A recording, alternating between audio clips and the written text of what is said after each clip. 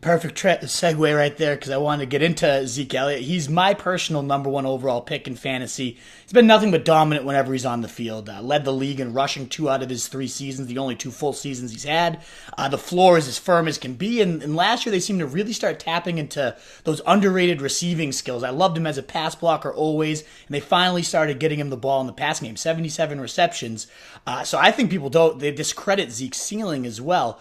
Do you think it could be even higher than we realize with the OC change, or what are you expecting from Zeke now in his fourth season here? Yeah, so this is Zeke's fourth season. I think I certainly won't knock you for having him as your number one overall player. He is safe. And I think when you look at from a fantasy perspective, it's hard to know what Le'Veon Bell is going to be. It's hard to know what Todd Gurley is going to be. So you're right. I think he has the safest floor among sort of fantasy premier running backs. But I do think this will be a different season for Zeke Elliott. The Cowboys, they do have Randall Cobb, who is an option out of the backfield. They drafted Tony Pollard out of Memphis, who's a special sort of also gadget dynamic player that they plan on utilizing. Gil Brandt, who has really tapped into the Cowboys, published his rookie projections, I believe, on Wednesday this week. And he had Tony Pollard going for 500 yards. And that is, while I feel ambitious, somewhat of an indication at how much Tony Pollard could be utilized. And I think that Tony Pollard can certainly help the Cowboys have a lot of success in terms of wins and in terms of winning the NFC East and, competing for a Super Bowl. But if he does have 500 yards, that's 500 less yards for Zeke. And in many ways, that's a good thing for the Cowboys. Zeke has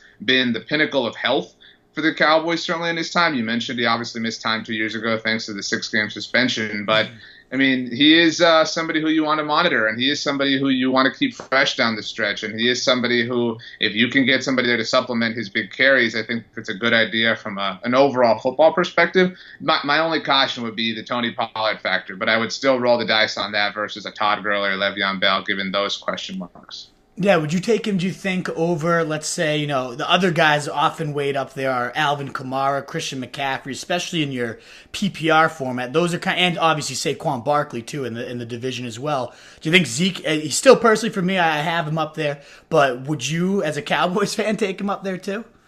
I think I would, but I don't think you can go wrong with any of those guys. Obviously, Alvin Kamara is great. Christian McCaffrey, I think everybody's always scared that he's going to get hurt. There was that picture that floated around social media this offseason. I think he's great. And again, PPR formats, he's fantastic.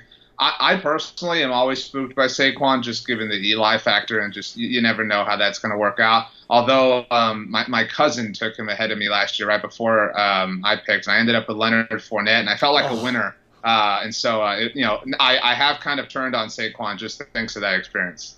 That is a brutal just contrast there. Saquon Barkley just anchoring team championships and Fournette ruining seasons. Apologize for hearing that one already.